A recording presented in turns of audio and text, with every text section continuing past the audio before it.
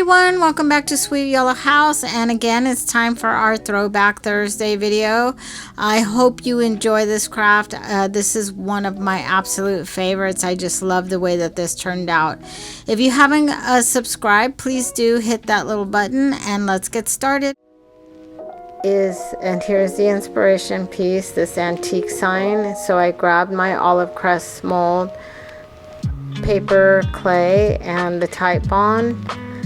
And I have this sign that I did some work on, but I never really finished it. And I had that covered with some chiffon cream, I think, and some baking soda that was already covered from before. So I just went straight in with my mold, and I started making the elements that I wanted to put around my frame, or my sign, sorry.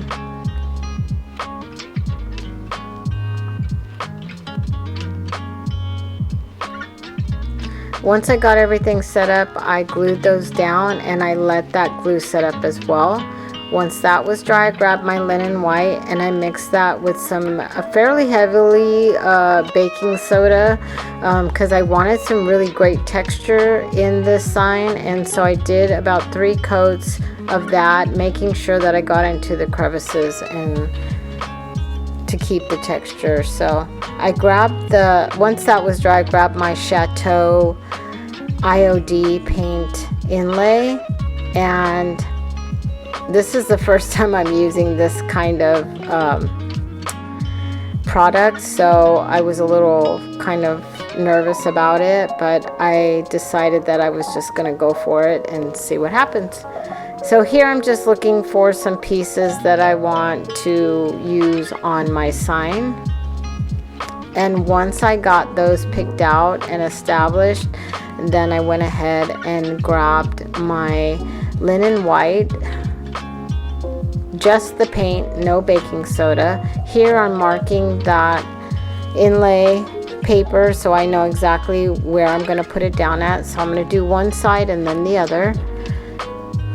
So I grabbed the linen white and I did a fairly heavy coat layer on here, and I'm just making sure I'm going right over those molds as well because I want the inlay paint to get on those molds.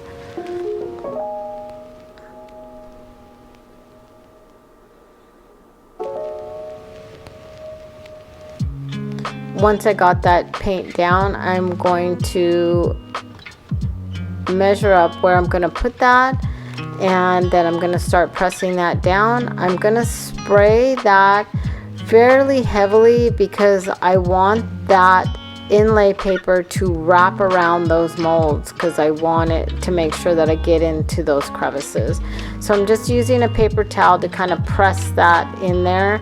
I wet the paper down so it would give around those molds, and it did without tearing, so it worked really well. That paper is pretty hardy, so I just did the same thing on the other side.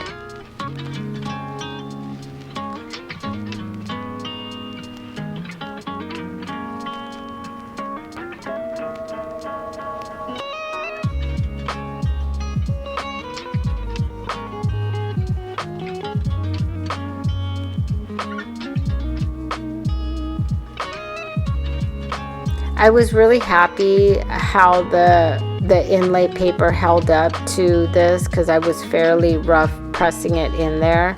I've seen other people tear it, but first, I don't know, maybe I was just lucky. It held up really well for me. So once I got that where I wanted it, I set it aside and let it dry thoroughly. So once that was dry, I grabbed my spritzer bottle and I sprayed it again. You don't have to spray this really too much, but if you feel it that it's giving resistance, just spray it a little more and it'll come off for you. You could set those aside to dry flat so that you can use them again. I think you can use them like 3 or 4 times with other projects.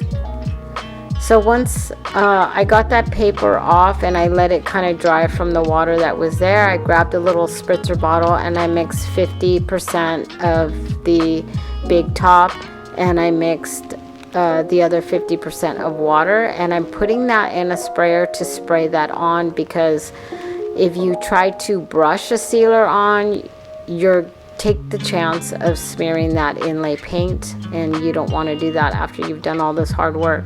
So I did 2 really good coats on this, letting it dry in between, and where I felt that it was covered really well. And you're gonna let that dry. While that's drying, I am going to grab my letterpress. I think these are, yeah, typesetting stamps, and I'm going to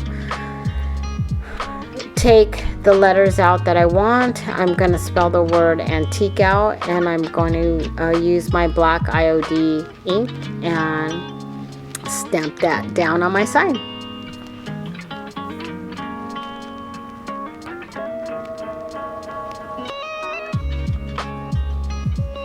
Here you see, because this is the first time that I'm using these stamps, I'm sanding them down, giving them a little kind of texture on there so that the ink will grab to the stamp, and you'll have good coverage.